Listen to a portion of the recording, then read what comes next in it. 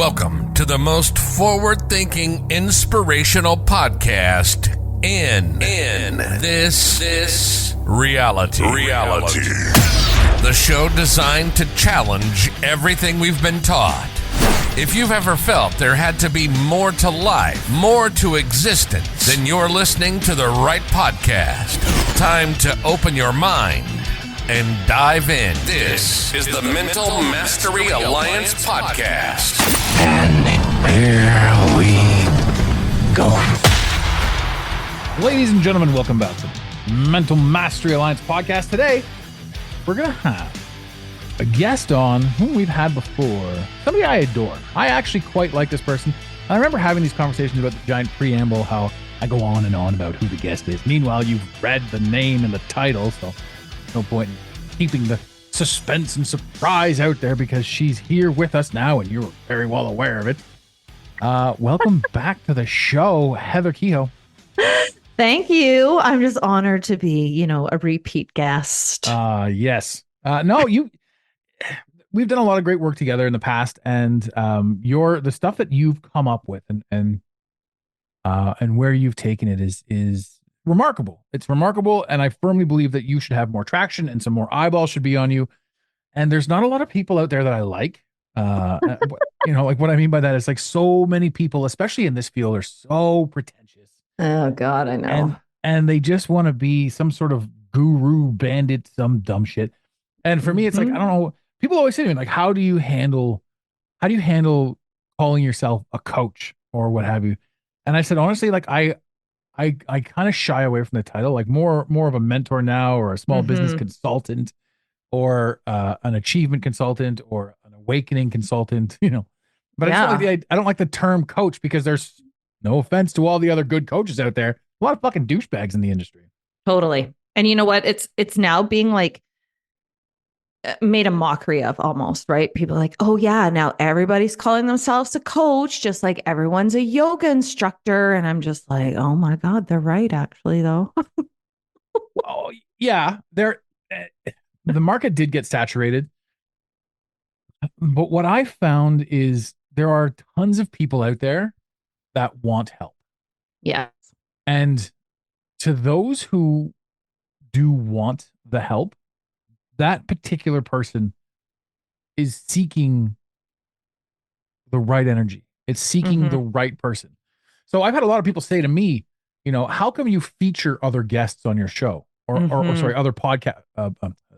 How come you feature other coaches on your show? Aren't you afraid of losing business to that other coach? To which I say, no, absolutely not. I say my life isn't about coaching. It's about making sure that the people who need it find the right people. Right. And you can hear a message 1,000 times over and over and over again. But if it's coming from me and there's something that you don't 100% like about me, you're not going to hear it. But if that same message is spoken from your lips and somebody hears it and goes, wow, I resonate with that. Yeah. That's the shit that I like. That's why I can say, yeah, anyone can come on the show and anyone can push and promote their thing. If you're a fake or a scam or a con, I'm going to sniff you out right away and you're not welcome here. Unless you want to talk about being a snake or a con. Oh, wouldn't that be awesome though? To get somebody on the show who is a bit of a con douche coach and then talk to them about what their con is, right? Yeah. Like, I don't even know. Like, would they even know that they're being a con? I don't know. No. I don't know. No. Because they think it's like when you lie, right? And then you believe your lies and then you don't even know the difference anymore. It's true. And one of the harshest things about that is there are so many amazing coaches that won't take the next step because they believe that what we just spoke about is them. They're living in imposter syndrome, or they're living in fear of not being taken seriously for that very reason, because there are so many shysters out there. But I'll tell you this, to anyone who's looking at becoming a coach, the people will sniff out your authenticity right away. So if in any way, shape, or form you're not being authentically you, you're not going to succeed in this realm and in this particular reality. But if you are being authentically you and you do have something to share, something to create, the world needs to hear it. Because for every million people that want to hear something, there's one person willing to say something. It's 1 to a million, basically the odds.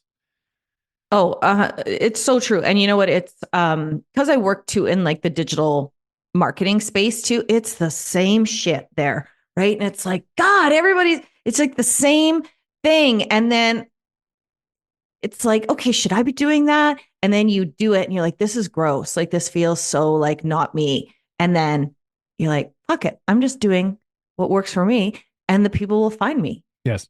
And it's what I've done in all, like, every industry I'm in. I mean, I definitely don't fit the norm for your typical top producing realtor.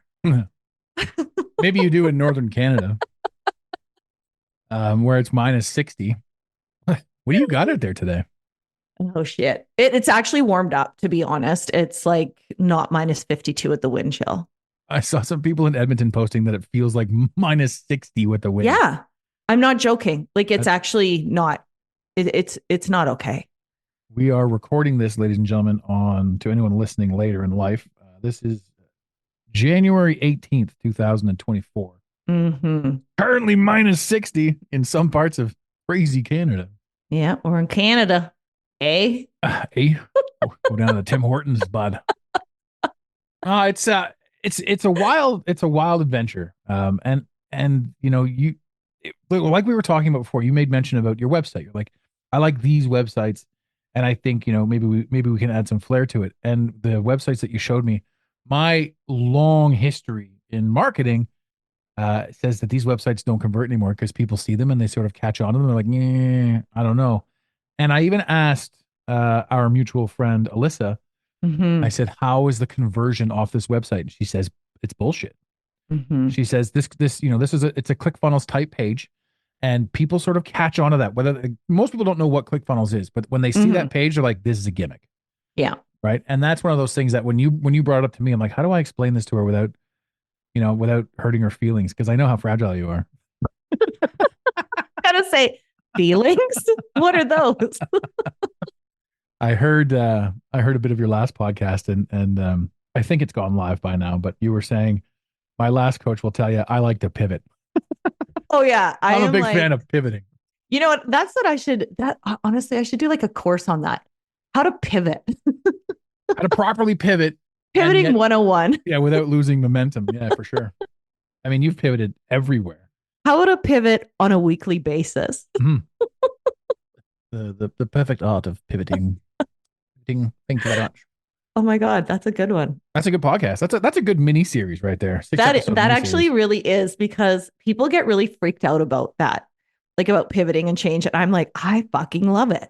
Yeah. I thrive off it, which is, it's got its like negatives and its positive, obviously, right? Because my focus sometimes is like, okay, I've learned how I learn properly. Right. And that sitting down for like 2-3 hours trying to do something is not going to happen.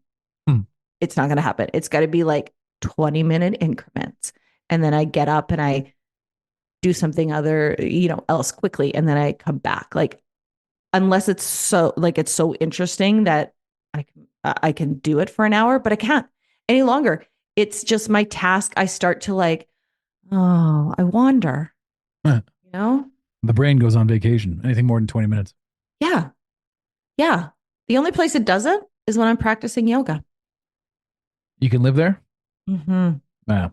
That's one thing that I want to get into. I was doing, I had a laugh because I'm working through an injury, and Christmas rolled around and we were on vacation. Anyway, long story short, November, December, and again, it's January. So a lot of the New Year's resolution people are in the gym. So that's a whole podcast. Yeah. I've been moderately avoiding the gym, and it's funny how fast it creeps up. It's almost like a month and a half, 2 months, Yeah. November, December, January. But I'm still also nursing the injury. So I go in and I laugh because the universe is always talking about pivoting. The universe is going to make you pivot, even if you don't want to pivot. Yeah. Oh, I'm sitting there, and in my gym, when they do a water class, everybody that's not in the class gets kicked out of the water spa. And okay. So I go in there the first time in a long time, and I get kicked out. I'm like, this is ridiculous. Getting kicked out of here at some random time. And I'm like, all I want to do is sit in the hot tub because I don't have the physical ability to lift right now. I don't want to push it. I want to just get back into a moderate routine. Yeah. And so I'm telling this story to a guy a week later, This was like at 11 o'clock in the morning that I got kicked out. And this is now 5 o'clock at night. I'm telling this guy the story. Like, the last time I was in here, they kicked me out because I wasn't part of the aqua class. Doesn't the aqua class start filling up again? I'm like, what is this garbage? Yeah.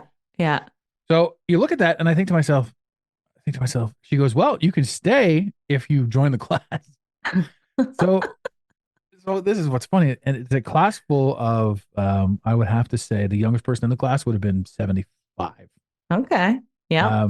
Aside from me, I was now the youngest person in the class. Yeah. And I was the only male. Yeah. I was going to say, And it was great. Like it actually the amount of work that went into it and what they did in the presentation, the whole thing. Like I walked out of that going, oh, I actually feel really good.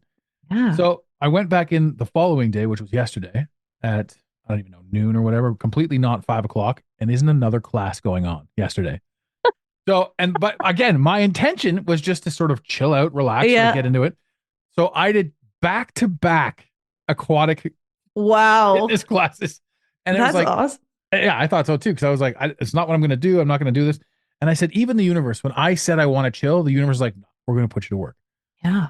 whether you want it or not. So I'm like, it's not what I wanted to do. And then today I went in and I did a full workout, which was probably easier having done back to back water Yeah. fitness workouts. And also having never done a water fitness workout, I have to admit, if you get the opportunity to do one, ladies and gentlemen, just do it. Yeah. It's fun, it's entertaining, and it's more work than you think. And you're in the water. It's an enjoyable experience all over. Yeah. It's like easy. It's actually really like easy on your joints. And I mean, it's obviously the effort you put into it, but yeah, the pressure against the water, people don't realize it. Yeah. So I like So- that. Whether you're going to pivot or not, universe is going to make you pivot. Totally. And you're a left foot, right foot pivoter, so you can just sort of zigzag your way down the court. It's totally. I was thinking about it the other day, right? And I'm like, God, there's so many things I want to do. Yeah. Like, and it was talking about like ADHD entrepreneurship, right? Like, I wouldn't be diagnosed as ADHD, but it's that like we want to do so many things that sometimes we end up doing nothing because we're like, oh, I got all this shit I really want to do. Where do I start? And then you kind of stare at it. And then all of a sudden you're like, I'll just go for coffee. Yeah. Story of my life, though, that whole thing. That's like the New Year's plans when you're a teenager. Everyone offers up a plan and you've got like 20 things you can do. What do? You sit on the couch at your house and do nothing. Yeah. It's like too much, right? So it's like I have started now to really take things down to like threes, right? Everything for me is like, okay, threes. What are the top 3 things I have to do? Like they need to get done today, right? Instead of writing like 20 things down, knowing I'm going to look at it and not do them. And then feel like, oh man, I didn't do that again. Instead of just being like, it doesn't even need to be done. Just pick the top 3 things. You're also an outsourcing queen. So you do manage to get quite a lot done in a day, even if you don't do anything. Hey, I do lots. Yeah, ladies and gentlemen, if you haven't started following Heather from our previous interviews, she's on the TikTok, she's on the Instagram, she's all over social media. There's always a new post. There's always her doing something amazing and crazy and entertaining. And she's like, I don't feel like doing anything. I just couldn't imagine what that looks like to you, not doing something, considering every time I open my phone, there you are on a different platform, entertaining me with your information and whimsy. And you know what? That's going to change again because, me, I like to change my branding color sometimes. So why not? Yeah. New year, new branding. Exactly. Go black and yellow with the bees. Pittsburgh all the way, black and yellow. You get that? That was a song. Black and yellow, black and yellow. Yeah, totally 90s hip hop. But yeah, you know what? It's talk about those New Year's resolutions. Okay, I actually just was talking about this on I think it was called "Fuck the New Year's Resolutions." Actually, was the last title of my podcast. But honestly, it drives me crazy. Like I'm all about setting goals.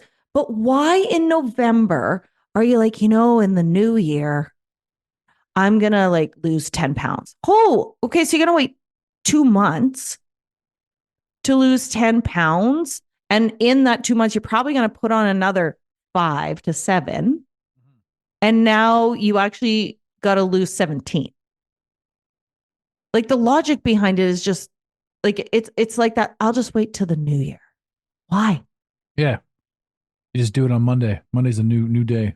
New But day. why? Okay, there's another thing. Why does it have to be wait till Monday? If it's Thursday, why can't you just start it Friday? Well, because we're all crazy. We got to psych ourselves up for something that big, you know? What is this, 10 pounds? Fuck, I'm going to need some preparation time for this. Oh. Yeah. So if it's Monday that you say that, then you're going to wait till the following Monday, which is a week. I'm just going to wait it out. Until then, Cheetos. Yes. But honestly. Oh yeah. But this is a game we play with ourselves because we're supposed to play with it. And what people don't understand too is, every single day is a New Year's. Because there was 365 days between January 1st and January 1st. There's also 365 days between January 18th and January 18th. Right, today's a new year. But here's another slap in the face. The New Year is actually April 1st. I know. And April Fool's Day, suckers. This is one of those things that not many people gather. There isn't supposed to be 12 months. There's supposed to be 13. And I know you know this, but I'm sharing this with the audience now. Each month should have 28 days. 28 times 13 is 364.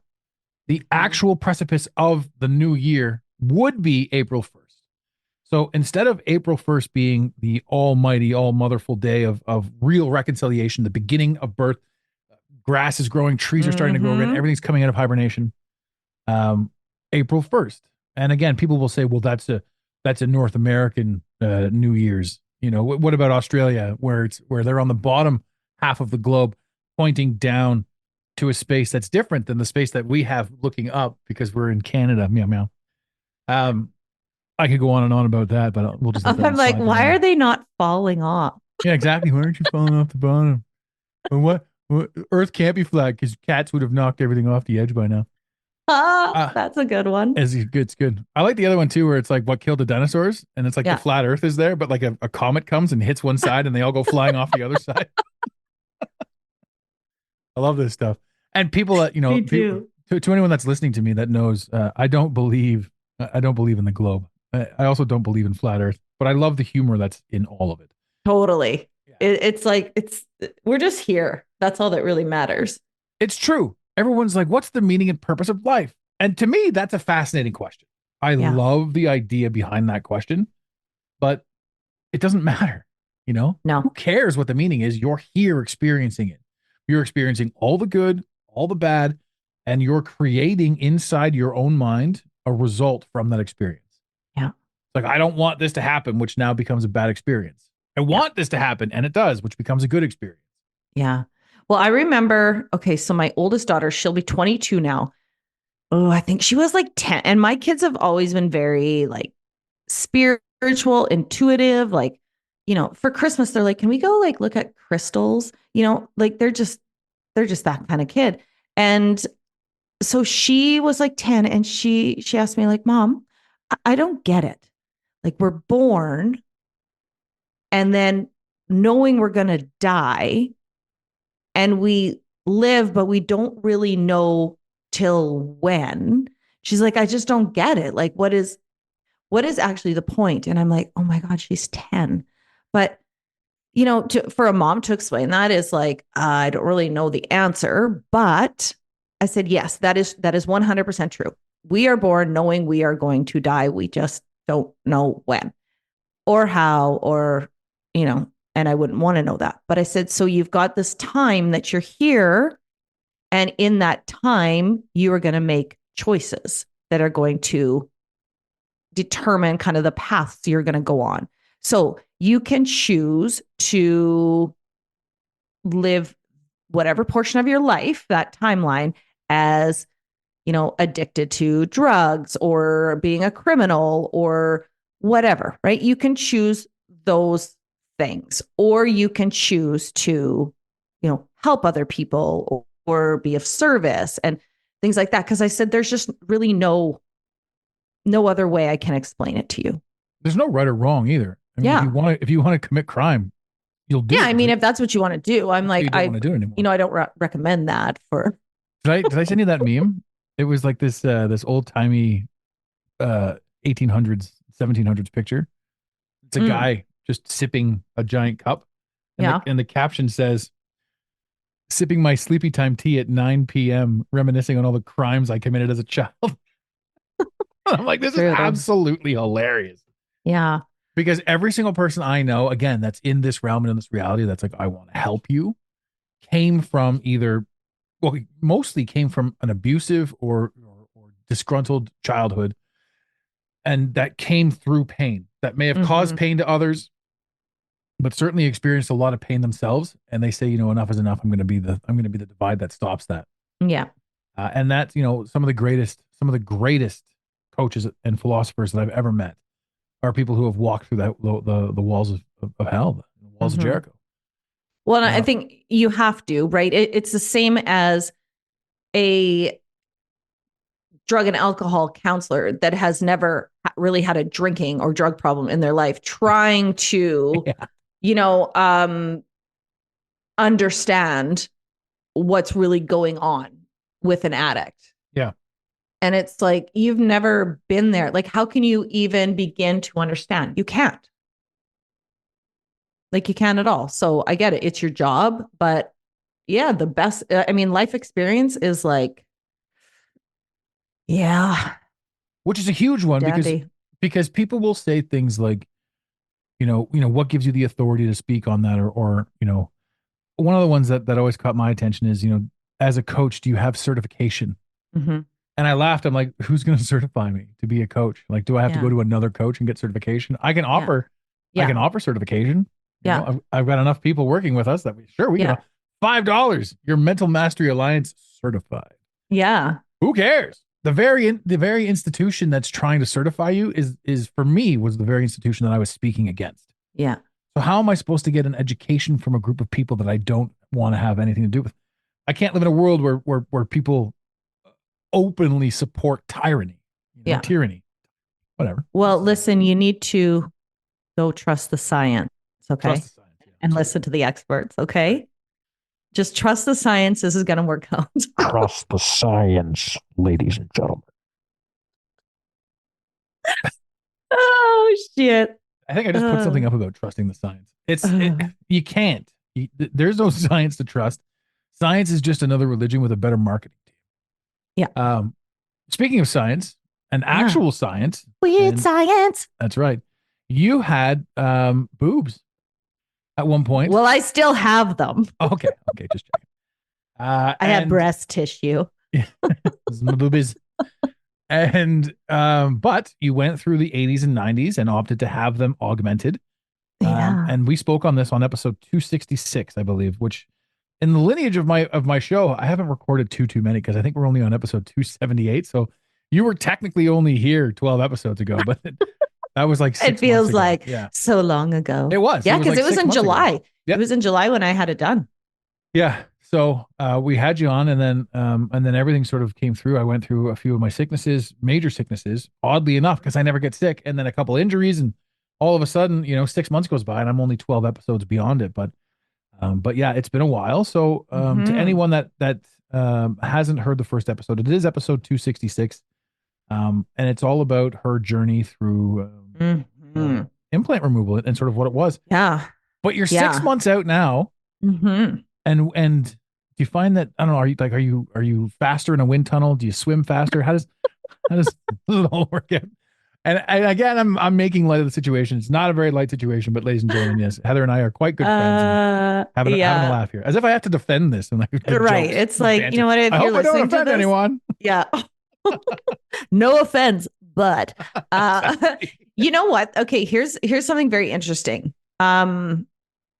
When so I was working with a friend of mine, Dr. Shannon Pierce. She's a functional medicine doctor, and she does lots of like women's hormone testing and things like that.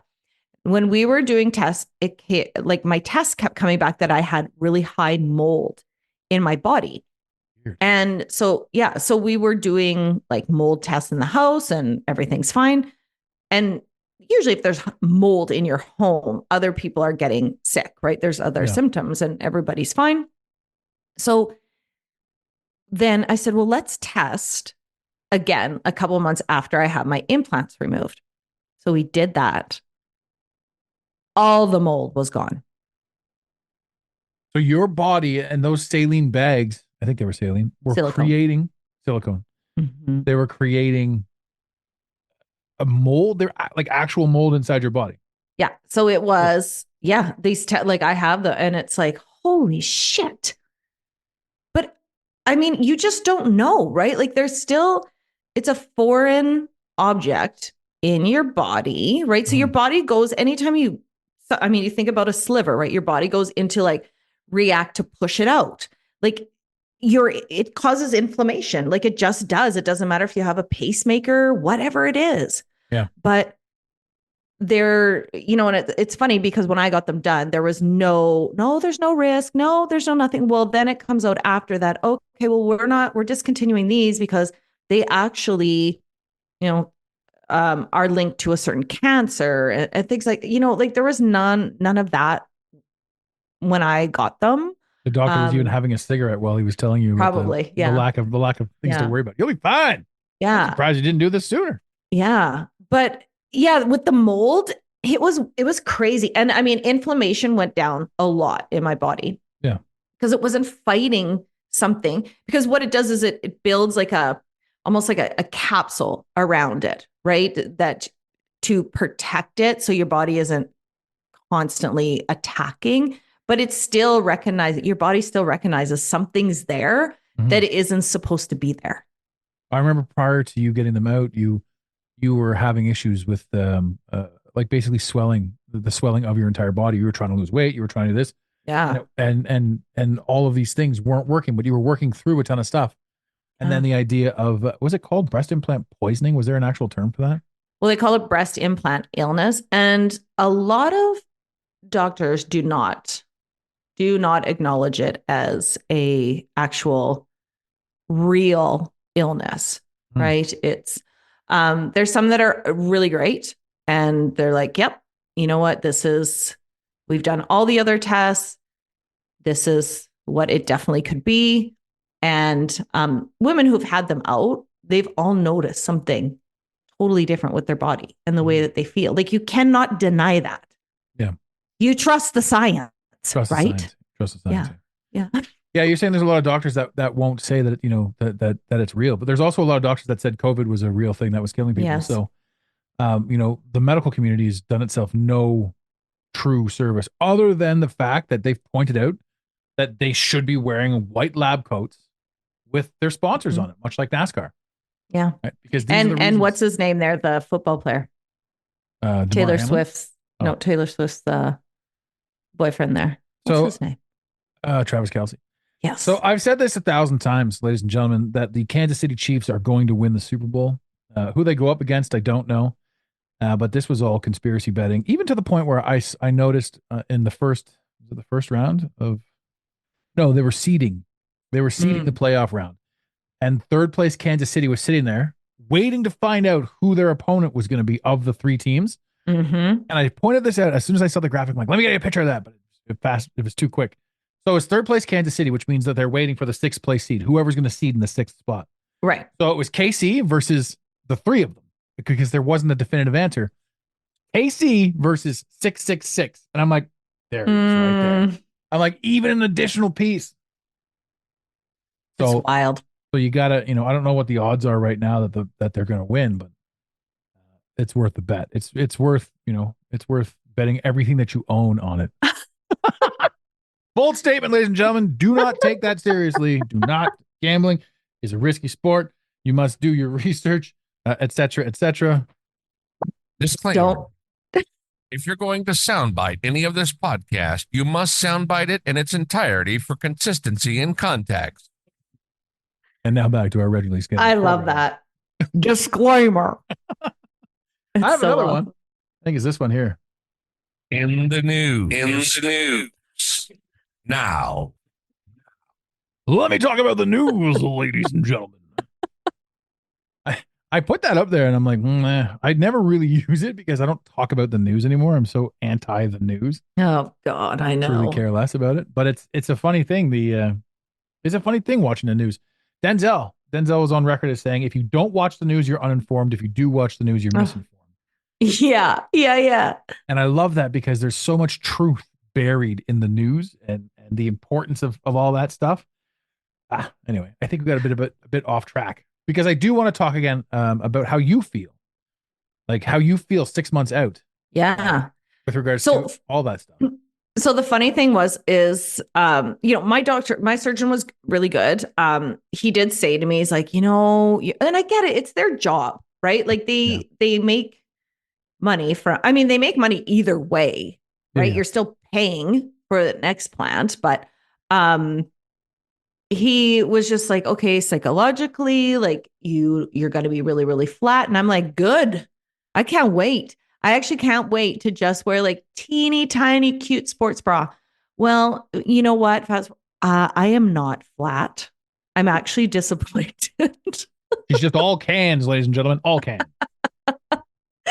But I mean, it's different, but it's still not like I was really prepared for like nothing. And I'm like, no, it's pretty good. But it does feel, I don't know, like I was also getting like a lot of sharp pains in my chest and in my arm. And those couldn't be explained either. Those are gone. The like even the color of my eyes, the color of my skin, totally different. I thought you had a filter on. You're so pretty over there right now. Oh, look at me. I haven't seen your face in years. Well, I have. I've seen it with the Instagram. I Every do look day. pretty good, actually. Look at this! Look at this blunt right here. I'm looking fantastic. 49 and looking fine. Yeah, I find that we look better than some of the kids, or at least when we were kids. Oh, Jesus. You know what? Every time I go into a high school, if I go like daughter's playing volleyball, I look at the photos, right, from the grad pictures going back, and it's like, Jesus, like they look like they're like 40 years old when they're 17. From your age, from your brackets? Well, not so much mine, but okay, like my parents' wedding photo. So they have been married for 50 years. Right. My mom was 21 and she does not look 20. I don't know if it was the glasses and the hair and just, I don't know. Like they just look so much older. Yeah. It's funny too, because, if you think about it, you can look at pictures from any generation. Yeah. Right? If I showed you a picture and it was somebody was wearing like leather with a little bit of frill on it and bell bottoms and there was a flower in her hair, what year would you guess it to be? I'll give you a 10-year window. Go ahead and give me any year. Well, I would have said the lace and the leather 80s, but then when you threw bell bottoms in there, I would have went to the 70s. And a flower in your hair. Yeah. 70s. Yeah. Right now, tighten that leather up, make it black. Now you're talking about the 80s. Like a virgin. Make that leather a little bit more boxy and add some neon. Now you're talking about the 90s. Right? Take all of the character in all of the clothing away, and now you're talking about the year 2000 and the year 2010 and the year 2020. You couldn't tell the difference between somebody taking a picture today and somebody taking a picture in 2003. If the picture qualities were identical and there were no distinguishing markers in the background, you wouldn't know. But you would know between 1992 and 1988. Yeah. You would absolutely know. So everything kept progressing. You would know between 1776 and 1901. You would know. When I said 1776, everybody heard chamber music in their head. Ring, ring, bing, bing, bing, bing. The big fluffy collars. Where the hell did that shit go? Hear ye. Yeah, what is that? That's reserved for vampires now. We don't get to wear those fluffy things. Oh my God. That's funny. So all of everything changed, and your generation, mad, like hardcore Gen Xers. I'm on the tail end of Gen X. I'm a Xennial. So okay, Gen hold X, on. What year were you born? 80. So I'm a 74. Yeah. So you're Gen X. Gen X goes right up to 80, theoretically. But 79, 80, and 81 is its own generation called Xennials. We're not quite Gen X. We're not quite millennials. We're Xennials. Like, this is fantastic. I love labels. It's like, but it's cool because like I get the technology and I can use it, and my sister sees it but can't use it. I can't speak apparently right now. But that's the thing. Like, how was I talking about? Gen X. Gen X. What are they called? Zillennial. What are they called? What are you? Xennials. Xennials. Yeah. Okay. Gen X and millennials. Xennial. Okay. So my husband is a 79, so he's a Xennial too. Xennial. He's not quite Gen X. He's just a baby. A weird baby. Gen X is like nothing beats Gen X. You guys were the generation that at 13 you turned 30 and you're currently still 30. Like that's basically how it worked out. Like you hit 30 because you if you had siblings at 13, you were taking care of all of them. Mm-hmm. You're 12 years old. Your youngest sibling is 3, and you're basically in control of everything. Well, nobody knows where your mother is. Yeah. The only rules that we had were be home when the lights come on. Right. Yeah. Like I remember, you know what one of my best memories of growing up is, and like I tell my kids this, and they're in shock. I said, Grandma and Pop, so my mom and dad used to write a note for me to take to the store, signed by them, so I could buy cigarettes and alcohol. Yeah. Not alcohol, but cigarettes. So, they'd be like, we give Heather permission to buy pack of Players filter, whatever, signed Gordon Martin Stevenson. And I give it to the clerk, and she sell me the cigarettes. Like, that was the good old days. Well, I didn't have that experience. I never had to take a note in. But my dad grew up in a town called Burlington, and across from, like, literally up the path, there was a restaurant. People don't remember it, but it was Mother's was the restaurant out here. And in the front door, the front vestibule, there was a machine. You put in a bunch of quarters, you pulled a rod, and you got a chunk of cigarettes. Yeah, I remember those flying out of the machine. I was like, this is the greatest thing in the world. Like, and it was always 20 packs or whatever, but that was the thing. Like you put some quarters in, and like it was dispensing soap laundry at the laundromat. Oh my God, I forgot about those. Yeah, just the big knob, and it'd be like, shh, you just let go of it. Yeah, you pulled that thing out like 8 miles too. Like you grabbed it and you ran to the back, and you just fucking, whoo, here we go. I remember that. My dad used to send me out. And it's funny too, because you think about it, like how lazy is your dad that he's sitting on the couch and he sends a 5-year-old across a field to go buy cigarettes from the local bar. Oh God, I know. But those are like, oh man, it was just so different then. I loved it. Yeah. And now you can't get away with nothing. There's nothing doing. There's nothing worth getting away with, The television too, we were raised watching television. So when you're a kid watching TV, everything was about, wait till you're legal drinking age, go to Kokanee Mountains, Absolute vodka, the martinis. Everyone's loving life, drinking this booze. Yeah. So your whole life, you're waiting to become 19 so you can go and get shit faced. And then we just do. Our whole lives, we're just like, I'm still going to get drunk. Yeah. Oh, and that's a huge manipulation that isn't being experienced right now because people aren't watching TV. Yeah. And I'm hearing from my friends in the bars. He's like, yeah, our numbers are way down. And it's also because the price of everything's way up. Oh my God. Well, my 21-year-old, well, first of all, they can't afford it. They're students, right? Yeah. I'm paying her and her dad. And it's like, $12. Take that, Kyle. Kyle, I'm sending this to you. If you're listening, Kyle, pay up. Do you have a Monster Energy drink? Where's your dirt bike, Kyle? Punched any holes in the wall lately, Kyle? I'm just kidding, girls. I know that's your father. I've never met a Kyle that's never punched a hole in a drywall. Put that out there. Oh, definitely he has. Yeah. Yeah. And it was probably because of me. Kyles are hole punchers. It's just the way it is. One fist through the drywall, one fist with the Monster beverage. Oh my God. I love it. I love it. Yeah. But stereotypes honestly, are in place for a reason. Totally. But yeah, they go to the bar and a drink's $12. Remember a buck of beer nights? Those are the best. Yeah. Or it was a buck shot. You just like, all right, I'll take 20 beers and 14 shots. And that's the $34 you went to the bar with. That's all I got. Well, and mini pitchers. Like we used to be able to buy like $5 mini pitchers. And like the thought of them actually makes me want to barf.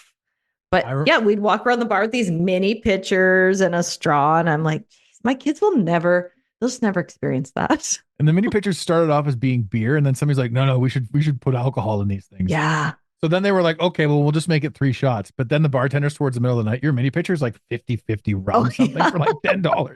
You're like, if you're not blackout by the end of this drink, like it's ridiculous. Well, nobody can free pour anymore. There's no chaos that goes on in the bars. And if anybody touches anybody after dark, everyone's getting sued or me too. Yeah, totally. It is. It's like, I honestly feel, and as a mom, you know what? I have this conversation with my kids because we have raised them that it's like, you're going to fuck up. Okay. Yeah. You're going to fuck up. I hope you fuck up. I hope you are safe and don't harm yourself or somebody else when you fuck up. But that's how you're going to learn. Right. And that's how you build resilience and all of this. So it comes down to, I mean, we see this with kids. They are so afraid to fuck up because their parents have coddled them so badly. Right. And they're like, oh, no, I'll just fix that for you. Oh, no. It's like, no. They're screwed when they go out into the world. Yeah. Like your kids, they are fucked. They are the ones who are offended for everybody else, or they're like so massively fucking confused because you've done everything for them and protected them to the point where it's like bubble wrap. Yeah. And it's really sad actually. It's huge. It's huge too, because it's not just these kids, you know, it's the kids now generation, because we're on generation 2 now of the trophy generation. So the very first crop of trophy kids, anyone born in 1990, you're the trophy generation. So everyone that's born after 1990 that had kids, those kids are Gen 2 trophy generation. And 90% of them, this is going to sound harsh, I'm going to lose some followers, some friends over this. I'm going to lose some friends. Losing friends here. People that I love, I'm going to lose them. Wow, bye. A lot of Gen 2s never left the house. So second generation, we got a lot of grandkids living with their grandparents because the kids born in 1992, 93 never left the house. And it's a peculiar thing. It's a peculiar situation that we find ourselves in. Now, there's multiple factors here. Coddled generation, absolutely asinine inflation. Yeah. Nobody can afford a house. A house back in the day were $28,000 when our parents bought their first house. Yeah. Now, if you look at a house, it's going to cost you $1 million. That doesn't even guarantee you're going to get it. No. So, you know, what is it? For me, it's just screw it. Buy a boat and go live on the beach. I love it. And that's the plan. You know, that's the big plan. I can take the podcast gear with me. I can do anything from anywhere. Yeah. Well, it's, you know, I've had this chat, like Chris and I have had this chat numerous times, right? If things keep going the way that they are going in Canada, well, we got to go. Yeah.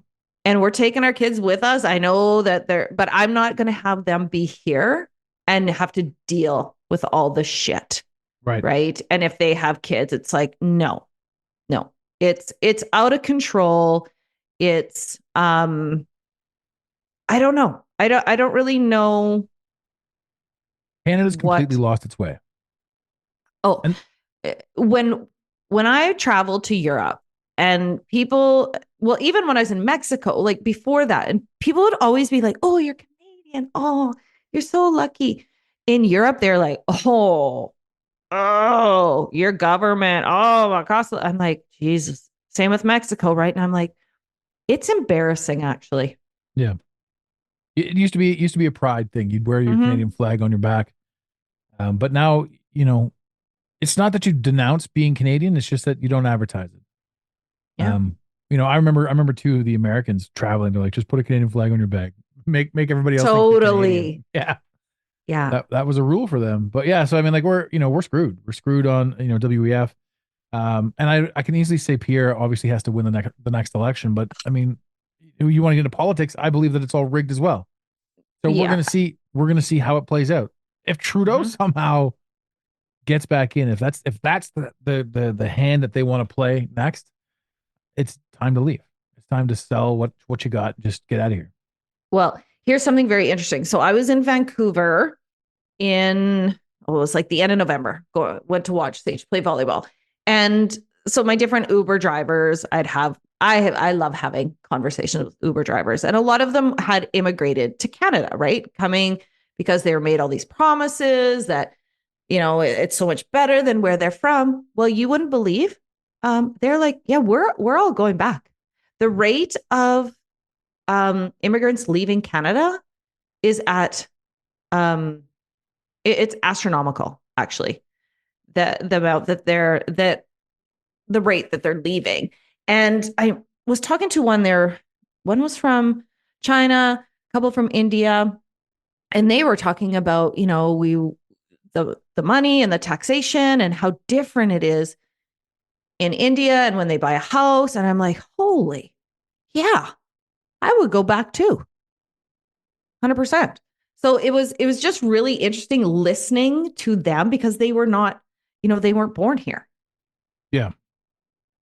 And yeah, and I mean, the one guy was he's going to do very well because he had bought a condo back when it was 250 something in Vancouver, right?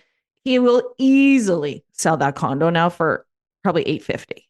Or over $1 million. I don't know anything that's in Yeah. Vancouver that's not going for $1 million. Yeah. So I mean, for him, like super smart that way, but he's like, yeah, like if I stay, it's, how do I get ahead? If I sell that and I want to buy a house, he goes, I'm back. I'm going backwards. You'd have to move into the outskirts of Ottawa. Yeah. Or Saskatoon, where you can still get a house for $600,000. Yeah. Yeah. I think I saw on your listings at like a 10-acre ranch for $600,000. Yeah. I want one of those. Yeah. But I don't want to be in the middle of the country. No, I want to be at the ocean, like hands Yeah. down. That's just where I need to be. And, I said this to Chris. I'm like, we have a lot of assets, right? So Yeah. we've got lots of money wrapped up in assets. And so I'm like, and why do we need all this shit? You go through Don't we- life on this idea that you have to collect to prove to you that you Yes. are who you say you are. Yeah. And then there comes a point in time after you've done collecting that you're like, I don't fucking want any of this. Give me my laptop, give me my microphone, I'm out of here. Yes. Yeah. Yes. And so as I get older, and of course, like we're on our last 2 years here of kids in high school, Yeah. right? And then things change again. So it's like, wow, when you don't have the kids in school anymore, and you look at things that are available online and just, I mean, it's wild, right? The things you can do online and work from anywhere and just do whatever. But yeah, I would sell everything and just, I want to be somewhere that is warm, like tropical, near the ocean. It needs to be safe. I don't want to go live in the middle of like a, war zone. And it's got to be somewhere where an avocado is not $2.50. Probably sounds like you're talking about Costa Rica in a gated community. Yeah. Yeah. I've never been there actually. I have a friend of mine. I'm going to be on her show probably next week. She's got a condo that she has now as a timeshare in a community, and they're opening up a secondary thing. And I said, "What's the complication of getting it?" She goes, "Oh, it's something to do with like a 5-year wait." Or I'm like, "That's ridiculous. I just want to put my money into it and be done with it, and have a house in your community." I laugh too because a lot of my friends are hesitant to move money, and I say there's no problem being cash poor. As long as you can afford a sandwich, you can be cash poor, you can be in debt, right? As long as you've got an idea of where you're going and a trust and understanding that society will forever constantly pump out this same old rhetoric and same old bullshit. The same thing too with regards to making money is if you're willing to take a chance and take a risk, you've got this. You're doing something else that's kind of interesting too, where you're doing it's gold and silver is one of them. You're doing a few things like that. I mean, how's that paid for your European trip? Yeah. So a little bit with, I would say more like blockchain. I have like all these. Gold and silver actually is just fairly new. Okay. And it is something that I wanted to start like investing in and growing a couple years ago. But I was like, I don't know where to go. I don't know who to trust. Have you talked to And Elisa about it? oh yeah. Yeah. Okay. That's what I figured. Yeah. Yeah. Yeah. And Carla. So I am actually involved in their group. Yeah. Like from So beforehand, or you got involved afterwards? just got involved. Oh, yeah. cool. Good. Good. Yeah. So that's been like really, it's been an eye opener about learning about money and the history and the bullshit, right? The fuckery, basically, Yeah. and the history of gold. Like I was like, holy shit, they were like accepting gold as payment up until 1971. Yeah. Like that actually was mind blowing to me. Yeah. And the fiat currency came in and ruined that, which was the general, the Reserve Bank of America, et cetera, yada, yada. And the same with what they're doing right now. They're killing fiat and they're going they're going CBDC. So they're killing it and going into crypto. So your blockchain thing is one of those things it's impossible to fail, even if it is, even no matter what it is. The move into crypto is the inevitable next move. And precious metals is the same thing too, because eventually people don't understand this. Eventually, the inflation can only go so high, and the illusion of all finance will crumble. And I'll state this again, because the disclaimer was in this episode. Disclaimer. If you're paying your taxes, you're paying into an archaic system. So what am I saying? Am I saying don't pay your taxes? No, I'm saying do a little bit of research. And if you've got questions, feel free to send me an email if you want. But this is one of those things where the idea of taxation, and again, ladies and gentlemen, if you soundbite this episode, we are not accountants.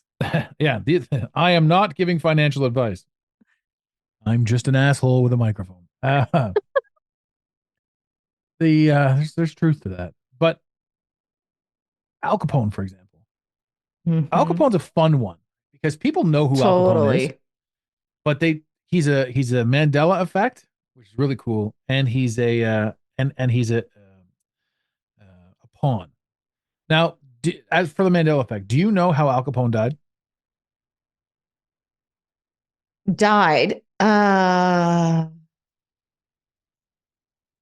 Did he actually die in the jail? I'm trying to see what you remember. How do you remember Al Capone's passing? Isn't that funny? Because I was at Alcatraz. I was like one of the last before before it closed down. And I remember, this is what I remember about Al Capone. And I'm like, something doesn't add, and this is quite a few years ago. I'm like, something doesn't add up here. Like he did all these things, but then he gets arrested for tax evasion. Yeah. And jailed. I'm like, And then he died of syphilis in jail. Yes. Okay. Yes. I knew that he died in jail, but. So here's where the Mandela effect comes in. I shouldn't have said that because that's a precursor, but that's how I remember. That's how I was taught. Al Capone, he dodged everything. He was the Teflon Don. He was the king. Then they got him on tax evasion. So that message being sent is even to the general layman. Well, if Al Capone can get away with everything except taxes, what makes me think I can't? It's a trick. It's a manipulation trick to make you blindly pay taxes. Yeah. Money is fake. Yeah. So the desire to pay out is fake. The fact that the government is giving billions of dollars to the Ukraine without anybody asking anything, or without any of our natives getting clean water, or without the water boil process, without Jesus Christ, I'm drawing a blank. The boil water issue advisories or whatever. Yeah, all across North America. Yeah. But Ukraine's getting our money. And then what happened in Toronto, I don't know if you saw this, property taxes went up by 10%. They're like, well, we got to balance the budget, so we got to raise your property tax 10%. Ladies and gentlemen, can you imagine 10% more money going towards your property tax being stolen from you after you've already paid income tax? Eventually, we're gonna say something about it. But Al Capone never actually died in jail. He was released of jail and he went down to Florida and he died in a retirement home. And that is the news story that never existed when I was younger. That's the Mandela effect. So it shifted from him dying of syphilis, specifically in prison, him just dying in a Florida retirement home. Amazing. Yeah. It's so interesting when you, I always say when you know, right? And then you hear something, you're like, and other people are very stressed out and you're just like, yeah, no, I would be stressed out, I guess, if I didn't understand and I only saw the surface. But when you know that what's being presented is just a bunch of bullshit. When the surface starts to crumble. Yeah. Yeah. Yeah. And I have to say, it gives me hope when I see more and more people actually figuring it out. Well, I remember being completely ostracized by the majority of society for having the opinions that I had and sharing them on Facebook and Instagram. Boy, oh boy, did people hate me. Oh yeah. But it's funny to watch the trust the science people sort of come around. Yeah. And that's the thing too. Once the illusion starts to crumble, it can't keep itself together. Yeah. So once you start seeing it individually, it's crumbling. Your version of reality is crumbling. But the version of reality that we're all collectively sharing is also crumbling. The more people understand this and see it. Yeah. The longer my beard gets, the more revelations come through. Well, and I feel that the people that get so triggered and get so angry they're the ones that it's like they know in their soul something is fucked up. Or they're NPCs working for the same very matrix that we're trying to fight against. Yeah. But it's like they just think about it. If you've been believing one thing your entire life, right? And then to be told something else, a lot of people, they could not handle it. They just couldn't handle it. It's easier to fool somebody than to ever convince them they've been fooled. Yes. Is a quote by I don't know who, because I'm not looking it up right now. Yeah. But it's true. Right. Oh, yeah. And so then they get angry. They get so fucking angry because it's like they actually know that they are being fucked over. And that's also the very root of anxiety and depression. So when I say I remove anxiety and depression from people, I do, because I show them anxiety and depression is your body not fitting in with the world around it. And we've been tricked to believe that we are the outcast in that scenario, not the globe, not the world around us. Yeah. And that's massive, because we are unique. And when we understand that we are unique and that we are probably right about everything that we believe, then you don't have to think to yourself, I'm crazy. You then have to look externally at the puzzle and go, how do I put this together properly? And that's huge. That's a huge one. Yeah. So, I mean, I love it. I love the mystery of this world. Your 10-year-old daughter going, what's it all for? To tie that back in, there's no real true rhyme or reason to what we're doing here, other than the fact that without death, life is meaningless. Therefore, without life, death is meaningless. So both of them are absolutely necessary. And the thing too is everyone's like, oh, when you die, that's the end of it. Bull fucking shit. You came from somewhere. You weren't just an interaction based on coitus. Yeah. The meat suit was prepared from here, but the soul that's running the ship, God knows where you came from. And if you came from somewhere, you have to have gone, you have to be able to go somewhere. Yeah. And that's what blows me away about this experience. The idea of, the more we fight each other, the more we're classes, men versus women, races, black and white, and of course all the other races that I failed to mention right there. Jesus Christ. The trans agenda right now, all you're seeing in that sort of stuff, like, you're just seeing angry. And it's funny because how do you turn gay people and straight people not so much against each other, but against everything? Because I don't know any gay people who are pro grooming children. Right. So even the quote unquote OG gays are like, I'm so against this movement. Right. But that movement is energetically everywhere. So we're supposed to, I don't know what, bow? I think Dave Chappelle said it best when he goes, how much of my participation do you need in your life for it to seem like a real thing? That's totally it. Right. And I use this example with somebody that like, it's not my job to make you feel comfortable with who you are. Like the very thought of that, I'm like, just think about what I said, right? Like, if you are needing validation from everybody, there is something drastically wrong that needs to be dealt with. There's some real fucking unhealed trauma, because it would be like me, and I use this for an example. I said, it would be like me walking down the street and going up to somebody and saying, I am the most beautiful woman in the world. And they're like, I don't think you are. And I'm like, no, I am. And if you don't fucking believe it, I'm and putting if you in you jail. don't, right? And they're like, holy shit. And I'm like, it's the same thing. Yeah. It's the same thing. If it makes you feel any better, you're definitely the most beautiful woman in this podcast right now. Thank you. There you go. That counts. But yeah, you don't address me as a woman, I can put you in jail. That's a hate crime in Canada. You misgender me? How dare you? Yeah. And it's like, holy shit. You know what? People just, again, like, if somebody is walking down the street and looks like a woman to me, I'm going to think they're a woman. Mm-hmm. It's not like I'm trying to misgender you. I'm just, fuck, that's how I see it. Yeah. Now, if I'm walking down the street and you think I'm ugly, that's how you see it.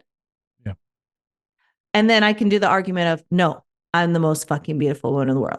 I'm the greatest. Right? It's true. So it is. And it's just, I don't know. I guess for me, the biggest thing is when it comes to, wanting to be treated equal, but wanting special recognition for all these other things. It's like, well, which one is it? Yeah. Do you want to be treated equal, or do you want to be treated as a unique and special individual with special talents and special gifts that we all have to bow to? Yeah. And the funny thing is, I run the risk of getting in trouble for recording this podcast because my opinion isn't valid, even though I am pro everybody getting along. I'm anti-war. Yeah. Which also makes me a bad person as well. Yeah. You know, not wanting to fight or seeing past the bullshit. Yeah. Makes me a terrible person. Yeah. And it's, at the end of the day, it's funny when you say about the OG, right? Like the OG gays. It's true. Many of my friends that are OGs, right? They're like, fuck, we fought so long just to be treated like, normal people, just to be treated as humans. We don't want to be lumped in with all the other shit that's going on. Right. And it's it's just so messed up. Like, I heard a story that the rest of the world is mocking North America because we're doing so many weird things for a very, very, very minute minority. Mm-hmm. And like, we are curtailing our entire country. Like, nobody's talking about anything that needs to be done in the country. All we're doing is fighting each other over the gay situation. Mm-hmm. And that is 100% driven. There's a reason for that. Yeah. And so this is like, it's the agenda. It's agenda pushing. And who's missing out? Gotta keep you distracted, right? Yes, because if we're not distracted, we don't realize that we're getting gouged. We're getting destroyed at the gas station. We're getting destroyed on our taxes. We're getting destroyed everywhere financially. We have nothing. And what are we going to do? We're going to fight and fight and fight. And I'm even hearing things like the government talking about how, they've got to do something about inflation at the grocery store, because it's not right that the grocery stores charge so much for certain produce. The government is saying this. It's the very same government that's going to charge me 10% more just to live in the same house I've always lived in. Yeah. Right. So once people understand that they don't have to pay taxes, we no longer have to steal from anybody else. We just stop giving to the government that's stealing 50% of our money. Mm-hmm. And eventually the 100th monkey will cross on that, and people will be like, yeah, we're done here. We're done with this bullshit. Right now, individualistically, people can't do that. People can't be like, well, if I don't pay, they're going to come and take my house. But if all of a sudden all of Canada just says, you know what, fuck it, we're done here, then the game changes. But I've had this conversation many times. I'm like, seriously, the whole, like, everybody was just like, fuck it, I'm not paying. What are they going to do? Can't put us all in jail. I mean, technically, but also technically we all currently live in free range prisons right now. Yes. That's the Yes. idea. A prison inside a free range prison keeps you sort of in line, just like solitary confinement inside the prison sort of keeps you in line. Mm-hmm. But the idea that prisons exist prevent people from realizing that the country that they live in is a prison. Mm-hmm. We're locked into this. We can't go anywhere. We can't do anything. This isn't supposed to be a doom and gloom episode either. This is just one of those like open and awareness episodes. Ladies and gentlemen, if you've heard my message and have been looking for a coach but don't like my style, Heather's very similar to me, but she's a woman. She's faster in the water these days and in wind tunnels. And I'm mold free. She's mold free. You don't have to worry about her having the mold. She's mold free now. And I like that. I think that's fantastic. I like having mold free guests on the podcast. Totally. Yeah. I mean, so much honestly, better. it's healthier amazing for everyone. But yeah, it's at the end of the day, here's what I say. I don't care how you want to live your life, what you want to be, how you identify. I just don't have to agree with every fucking thing that you do. And same with goes for me, right? You don't have to agree with everything I do. And that's where it needs, this is the problem. Everybody getting, offended by somebody not agreeing with them. And it's like, holy shit. And then it turns right away to like, you're racist, you're homophobic. I'm like, no, it has nothing to do with that. Like, I said to somebody, if I think you're an asshole, you're an asshole. I don't care what race you are, what gender you are. But as soon as it is somebody who, is a different race or gender, then it's all of a sudden got this different label on it. Yeah. And I'm like, no, they're just an asshole. That's right. Right. Yeah. And this is where it's gotten so out of control and these labels, when you're calling somebody a race, like that is a major accusation. Oh yeah. And it's like, do you even understand what race is? Do you understand? Or is that just a buzzword that you heard? Well, here's another one that's major as well. Over the past 3 or 4 years, the amount of people that got quote unquote me too'd, YouTube. Yes. I was gonna say YouTubed. Yeah. That got me too'd. It took away the impact and the importance of what was going on. Yeah. So many women just said stuff under the guise of believe all women that it ruined a lot of relationships. Mm-hmm. And it changed a lot of things. And a lot of men are like afraid to make a move or to say things or to be forward anymore. Yeah. And who's really missing out on that is the girls that liked it rough, the girls that were a little bit dirty. Those girls are like nothing. And I was talking to a few of them too. And it sounds funny when I say that, but there's a lot of girls out there like, hey man, I like things the way they were. And no guy is talking to me now. Like a lot of guys are just afraid. They think that if I say anything that I'm setting them up. Trevor Bauer comes to mind a lot, the baseball guy. Mm. So once that he lost his entire like millions and millions and millions of dollars. And then it later came out that everything that the girl that accused him of that, there's text messages between her and her girlfriend. And she's like, this is what he's getting. This is what I'm going to try and take him for. I'm going to blah, blah, blah. And it was all also her going to him. Like in text, she's like, I need you to choke me tonight. I want you to punch me. Like, I like it rough. So Trevor Bauer's like, okay, I'll do whatever you want to do. And then he just got taken advantage of. Right. Yeah. And that's, one instance, but that it discredits so much. And there were so many people that went through that to the point where it's like, sexual assault now is misgendering. Like it's a criminal offense. A sexual assault used to be like when you use the term rape, that was a huge, that word still does, but had so much impact. But now it's like when you hear it, you're like, well, did it really happen? I know. Like mockery, like society has heard it so much, and there's been so many finger pointing that society now is just like, it's lost its power. So either you're a tax evader, you're a sexual assault, you're a racist. These are all terms that just get thrown out to discredit people, and thrown out so often. Oh, I know that and people's lives ruined, right? Because somebody is maybe fucking hasn't dealt with their shit, right? And decides to ruin somebody else's career and life. And I mean, it's just like the whole, this is happening lots, but some kid is caught saying something on a video that, think about the shit that we have said, like in a moment or whatnot, right? Like It was terrible. The 80s and Yeah. 90s, we were piles of shit back then. yes. And so you something comes up, like you're not even saying it in a way of uttering threats or anything. And that video, it's like boom around, and that person's like, it's like, fuck, when is this gonna stop? What's Like, it's ridiculous out of about that control. too is imagine somebody had a VHS on you in the year 1993, Mhm. right? Mhm. And you said something stupid because you were at a house party drinking and you couldn't find your pants. Yeah. This very likely could happen, right? And then here you are, now your career's shot. Yeah. Because somebody dug something up from 1993. Like, how can you hold 2023 Heather accountable for something that took place in 1993? Yeah. And that whole narrative blew me away because like everybody on Twitter for a minute there, everybody on Twitter was getting dug up about them and just thrown back in their face. I'm like, Jesus Christ. Yeah. No. And they're like, well, at a party in 1983, Yeah. you said that. And it's like, holy shit.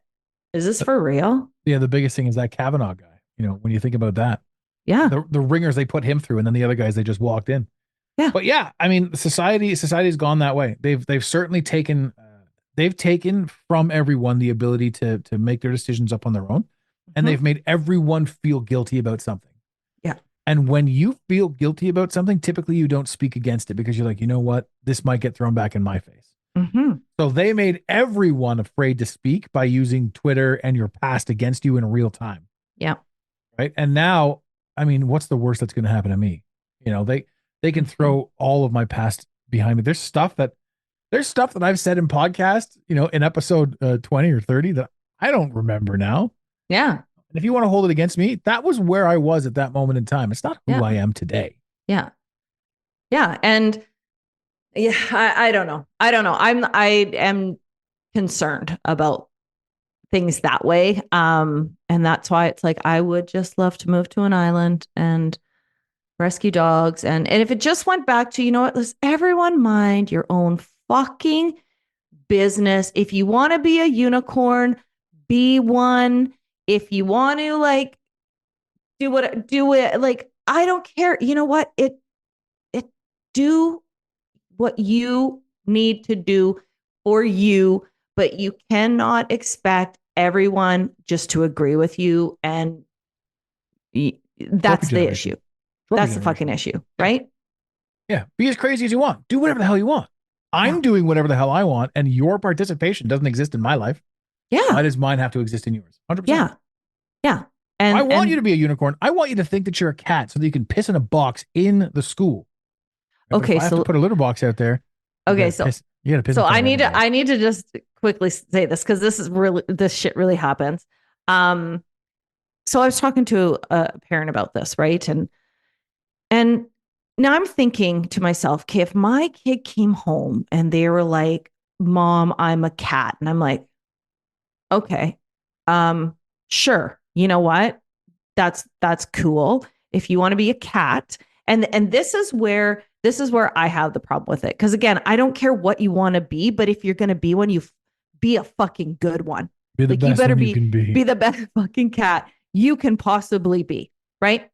But this is where the issue is. So these parents are like, sure, yeah, you can be a cat, but you can still sit at the table and have dinner with us and do your homework and sleep in your bed and like you can shower, right? And I'm like, no. I'll tell you something. If my kid wanted to be a cat, this is how it's going to go down.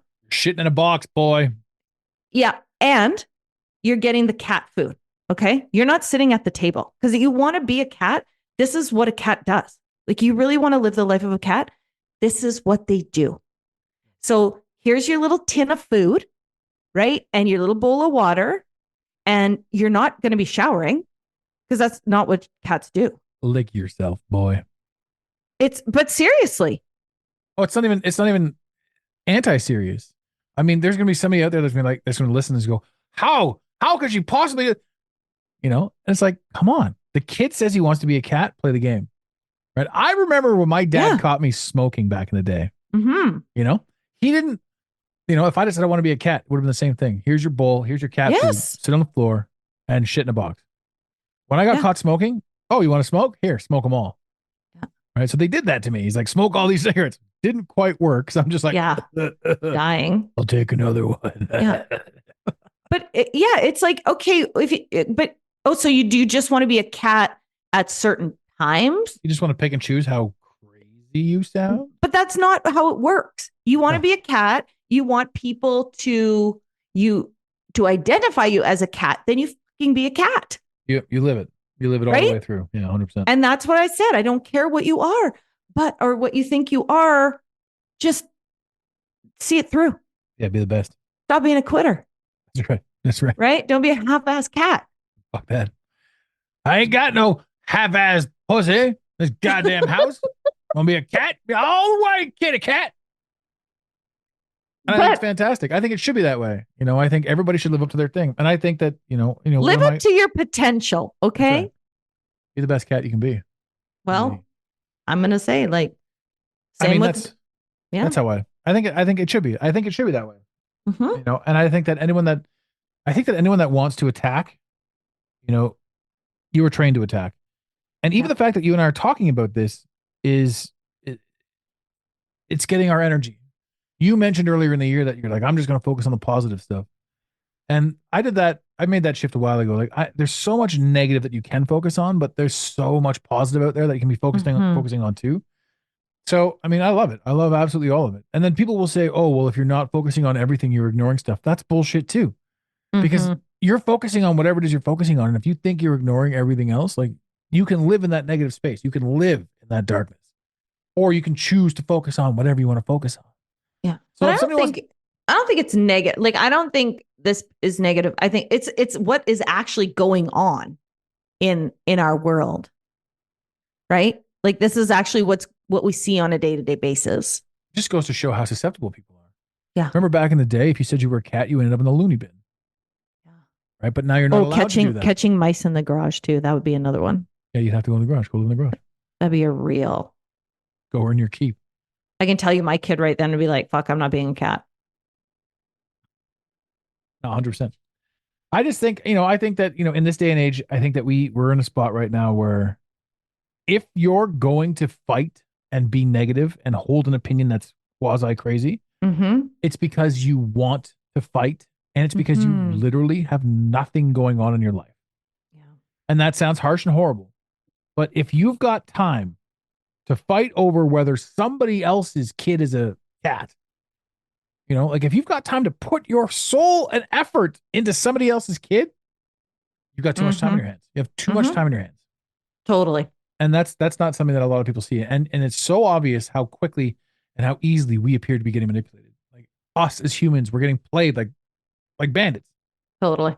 And it's getting to the point that's crazy. It's bullshit. It is bullshit.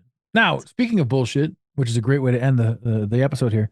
Yeah. I want to know, I'm not going to say speaking of bullshit. I'm going to take that back because about what I'm about to say. So, speaking of amazing content and great things, what is it? Where can we run some people to? I'm going to put your stuff in the show notes, but I know that you're doing a few things. You know what? A few things here. My favorite platform is the gram. It just is. It's easy.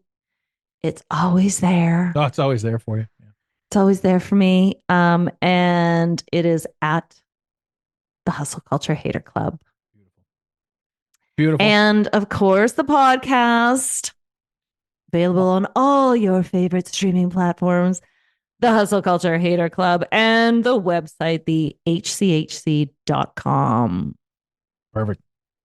Yes. Perfect. Thank you. And ladies and gentlemen, if you guys aren't following Heather, do yourself a service and give her a follow. For the love of God, follow me. She's entertaining.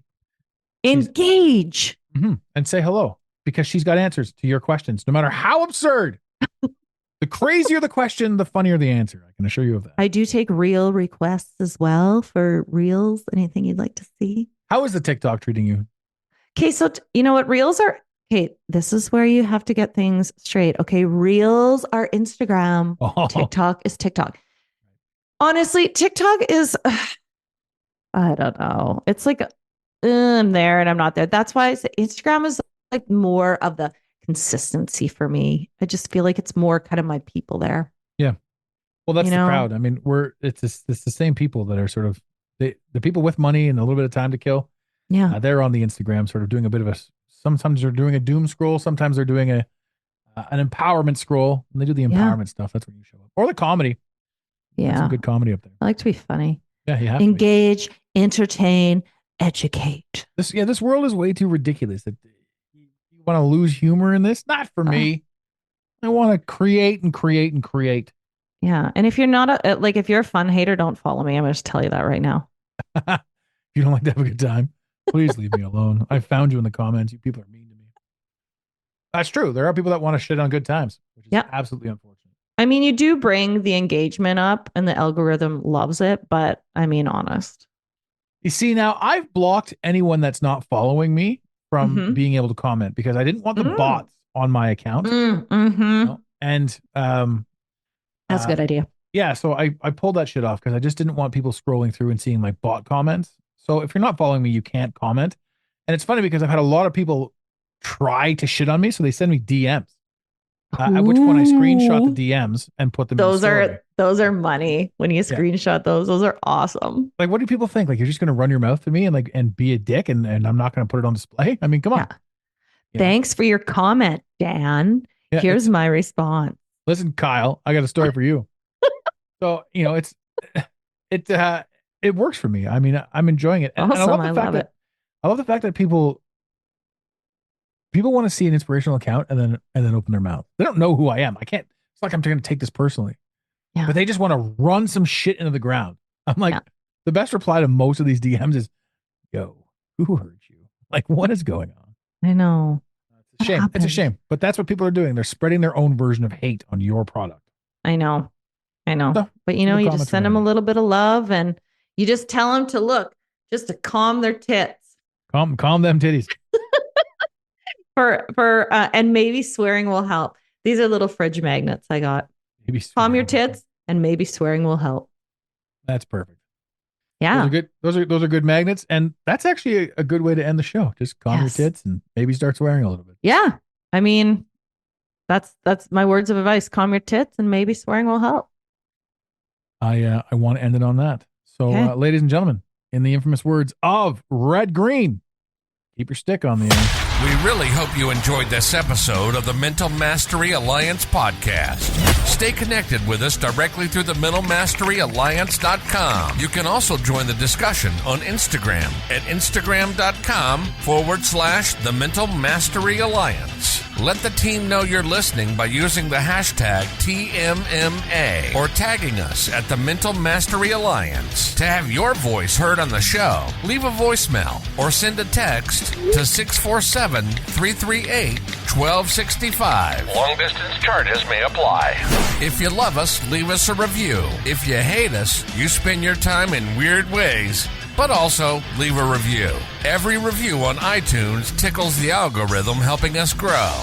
Until next time, unity over division. This concludes the most surreal portion of your day. You got it, Pontiac.